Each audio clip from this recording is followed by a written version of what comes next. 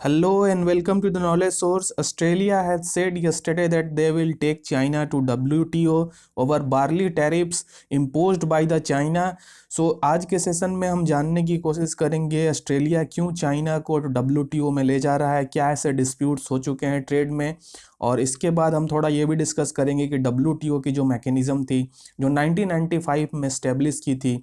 तो क्या उसने WTO जो अपना फुल पोटेंशियल है या जो बेसिक एम था WTO का, क्या उसने ये फुलफिल किया है या नहीं किया है। और ये भी हम जानने की कोशिश करेंगे कि क्या WTO एक फेलियर है या फिर एक सक्सेस है। तो चलिए स्टार्ट करते हैं। स्टार्ट करने से पहले मैं आपको बता दूं, आप हमारे टेलीग्राम चैनल और फेसबुक चैनल पे आके हमसे जुड़ सकते हैं, जिसकी लिंक डिस्क्रिप्शन में भी मेंशन्ड है। देखिए, ऑस्ट्रेलिया ने येस्टरडे कहा है कि WTO ऑर्गेनाइजेशन के पास वो जाएंगे जो कि इन्वेस्टिगेट कर सके जो भी प्यूनिटिव चाइनीज़ टैरिफ्स लगाया गया है उनके बार्ली इंपोर्ट्स पे जो कि वो चाइना को करते थे। तो अब देखिए, ये जो डिप्लोमेटिक रिलेशन है, अगर मैं बात करूँ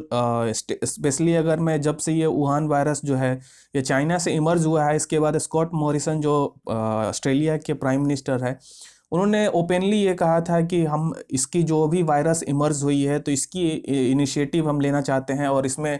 एक ओपन ट्रांसपेरेंट एक जांच होनी चाहिए कि ये वायरस कहाँ से इमर्ज हुआ है। तो इसके बाद जो भी रिलेशंस थी ऑस्ट्रेलिया और चाइना के बीच में, वो थोड़ा बहुत ही डीपेन हो चुका है, और उसमें बहुत सारे ऐसे एक स्टेटमेंट एक के द्वारा दोनों कंट्रीज़ के द्वारा एक दूसरे पे लगाए गए।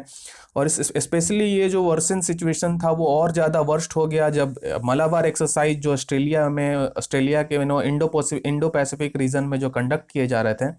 उसमें ऑस्ट्रेलिया ने उसमें पार्टिसिपेट किया। ये मलाबार एक्सरसाइज ऑस्ट्रेलिया, जापान और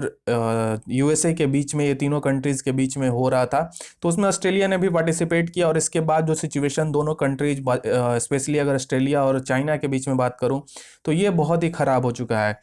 बीजिंग ने ये कहा है कि जो कैनबरा है, ऑस्ट्रेलिया की राजधानी कैनबरा, वो एक पपेट की तरह काम कर रहा है US का, और ये एक मीडिएटिंग जो इंटरनल अफेयर है उसको ये पब्लिक डोमेन में ले जाके इंटरनेशनल इसको न्यूज़ बना के ये रिप्रेजेंट कर रहा है ऑस्ट्रेलिया। तो और ये सब सिचुएशन अगर मैं बोलूँ लास्ट 5-6 महीनों में ये सब सिचुएशन हुई है ऑस्ट्रेलिया और चाइना के बीच में। अगर मैं बात करूं जो भी टैरिफ्स इम्पोज्ड किए गए हैं चाइना के द्वारा ऑस्ट्रेलियन प्रोडक्ट्स पे जो कि ऑस्ट्रेलिया एक्सपोर्ट करता था चाइना को,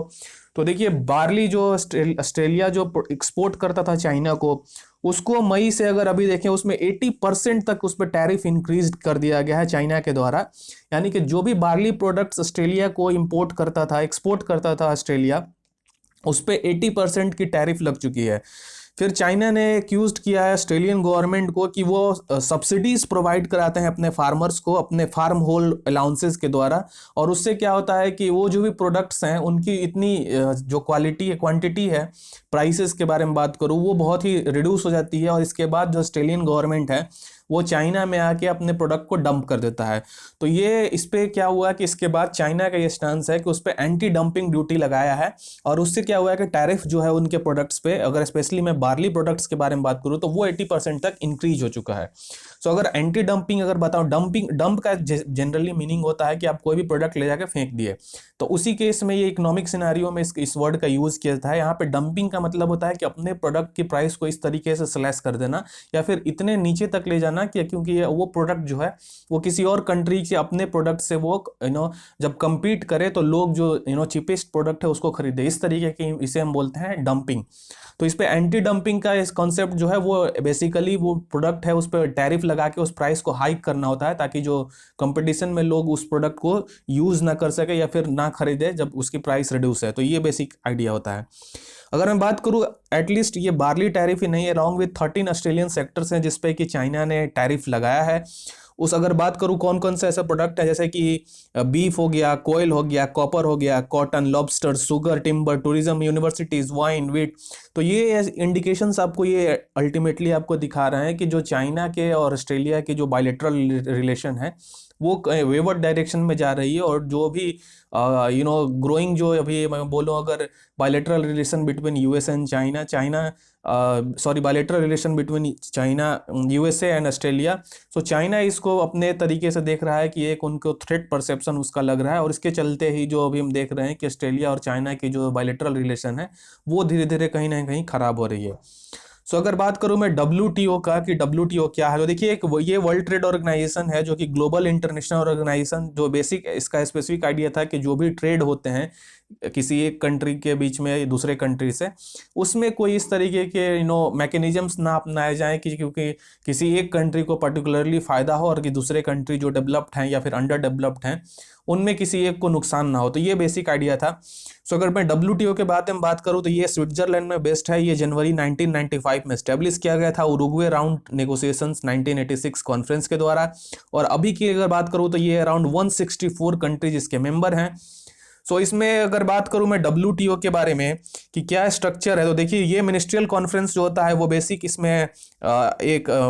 बेसिक ये बॉडी है जहां पे मिनिस्ट्रियल कॉन्फ्रेंस जो होता है। इसके बाद आता है कि इसमें डिसाइडिंग फैक्टर होते हैं, जैसे कि डिस्प्यूट सेटलमेंट बॉडी है जिसमें अगर किसी एक कंट्री के साथ दूसरे कंट्री के जो भी ट्रेड हो रहे हैं उसमें अगर कहीं ना कहीं डिफरेंसेस आते हैं या फिर एक एक्विजिशंस आते हैं कि एक कंट्री जो ज़्यादा बेनिफिट ले रहा है, तो इसमें जो भी हल होता है वो डिस्प्यूट सेटलमेंट बॉडी है, ये ही वर्क करता है और ये भी इसमें नेगोशिएशन करके इस पर हल पे लाता है।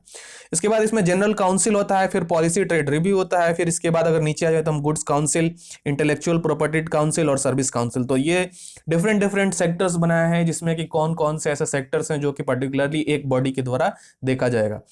सो अगर बात करूं कि डिस्प्यूट सेटलमेंट बॉडी जो है WTO का वो कैसे वर्क करता है, तो देखिए जो भी मेजोरिटी ऑफ डिस्प्यूट्स आते हैं WTO के कंसर्न में वो ट्रेड रेमेडी उस पर प्रोवाइड कराने की कोशिश की जाती है डिस्प्यूट सेटलमेंट WTO के द्वारा। ये डिस्प्यूट सेटलमेंट हमने बात किया अभी, देखिए ये। सो ये जो है इन स्टेट अगर कोई वायलेट करता है जो भी रूल्स WTO के अंडर बनाए गए हैं कि कैसे ट्रेड करना है, और उसमें जो भी अफेक्टेड स्टेट्स है without resources to the WTO अपने वहाँ पे जा सकते हैं WTO को और बता सकते हैं कि हमारे साथ जो भी ट्रेड नेगोशिएशंस हो रहे हैं उसमें कि दूसरी कंट्री हमसे ज़्यादा फायदा उठा रही है, और उसमें जो भी काउंटर मेजर्स होते हैं वो इम्पोज करता है, एंड जो भी अगर एंटी डंपिंग लगा के ड्यूटी या फिर काउंटर वेलिंग ड्यूटीज लगा के। सो अगर मैं बात करूं WTO डिस्प्यूट रिसोल्यूशन मैकेनिज्म जो है उसका मेन एम होता है कि जो भी पुलिस एडॉप्शन और कुछ ऐसे सर्कमस्टांसेज होते हैं जहां पे कोई भी अगर एक कंट्री जो है वो कोई भी इनअप्रोप्रिएट मैकेनिज्म्स अपना के एक बेनिफिट अपने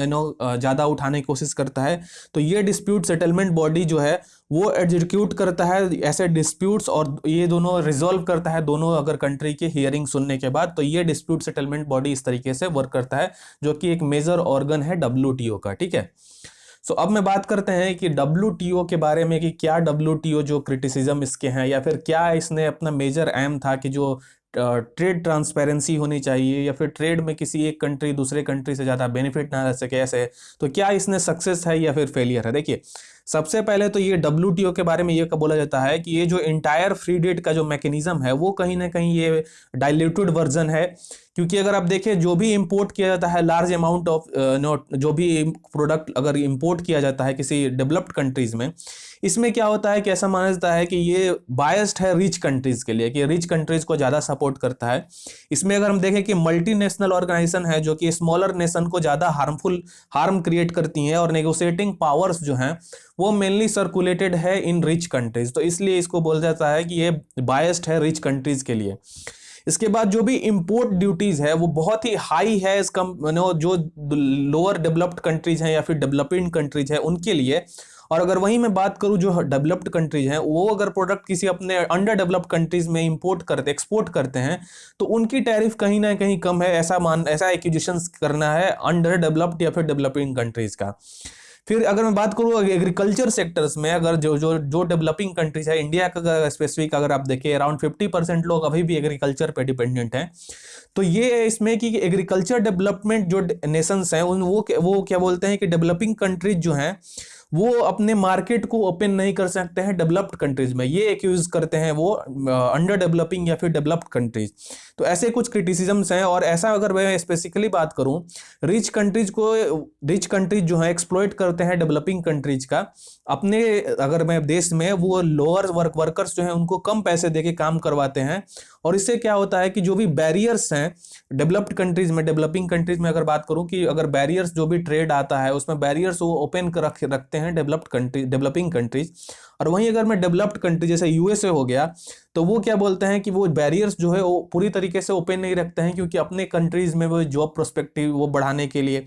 तो इस तरीके से जो फ्री ट्रेड का मैकेनिज्म है वो कहीं ना कहीं ये डाइल्यूटेड वर्जन होते जा रहा है। और स्पेसिफिकली 1995 के बारे में बात करूं, वहां से लेके अभी ये 2020 तक ये कहीं ना कहीं जो फुल मैकेनिज्म्स जो इसकी पोटेंशियल थे डब्ल्यूटीओ की, और जो पेपर पे ये जितना बड़ा ये